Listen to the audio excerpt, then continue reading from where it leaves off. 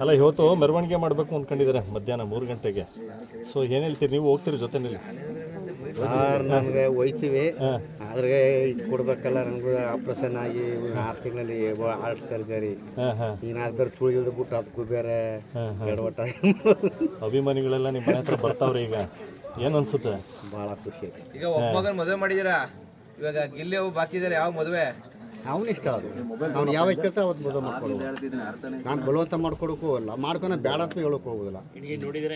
ಇಲ್ಲ ಸರ್ ಒಂದು ವೇಳೆ ಇಲ್ಲ ಇಲ್ಲ ಇಲ್ಲ ಹೌದು, ಅವನು ಇಷ್ಟ ಅದು, ಅವನು ಖುಷಿ. ಅವ್ರು ಮೆಚ್ಚಿದ ಹುಡುಗಿ ಮದುವೆ ಮಾಡ್ತೀರಾ, ಹಾಂ ಹಾಂ ಹಾಂ ನೀವೇ ನೋಡಕ್ ಹೋಗಲ್ಲ.